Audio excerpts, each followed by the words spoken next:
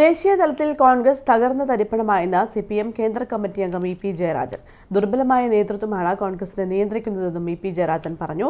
കണ്ണപുരത്ത് LDF പൊതുയോഗം ഉദ്ഘാടനം ചെയ്യുകയായിരുന്നു അദ്ദേഹം.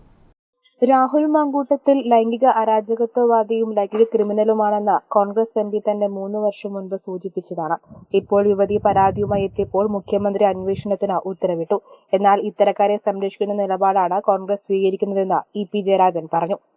ഈ കോൺഗ്രസിന്റെ അധ്യക്ഷൻ രാഹുൽ എന്ന് പറയുന്നവൻ മഹാവികൃതിയാണ്, ലൈംഗിക അരാജകത്വവാദിയാണ്, ലൈംഗിക ക്രിമിനലാണ്. അടുപ്പിക്കരുത്, കോൺഗ്രസിൽ അടുപ്പിക്കരുത്, യൂത്ത് കോൺഗ്രസിന്റെ ഭാരവാഹിയാക്കരുത്, MLA ആക്കരുത്.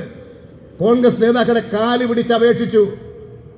വർഷങ്ങൾക്ക് മുൻപ്, 2-3 വർഷങ്ങൾക്ക് മുമ്പ് ഒന്നും കേട്ടില്ലെന്ന് മാത്രമല്ല, അവരിങ്ങനെ താങ്ങി നടക്കുന്നു.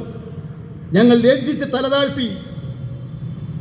ഇപ്പോൾ ഒരു വനിത, ഒരു യുവതി കണ്ട് സഹിക്കാൻ കഴിയാതെ വന്നപ്പോൾ, അനുഭവിച്ച് സഹിക്കാൻ കഴിയാതെ വന്നപ്പോൾ ഒരു പരാതിയുമായി മുഖ്യമന്ത്രിയുടെ അടുത്തെത്തി.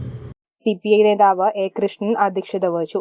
TV Lakshmanan, P. Govindan, CPM Pappanassery area secretary K. Narayanan, Janata Dal നേതാവ് സുഭാഷ് അയ്യോത്ത, ബാബു രാജേന്ദ്രൻ, ജില്ലാ പഞ്ചായത്ത് ചെറുകുന്ന് ഡിവിഷൻ സ്ഥാനാർത്ഥി MV ഷിമ തുടങ്ങിയവർ സംസാരിച്ചു. News bureau, Pazhayangadi.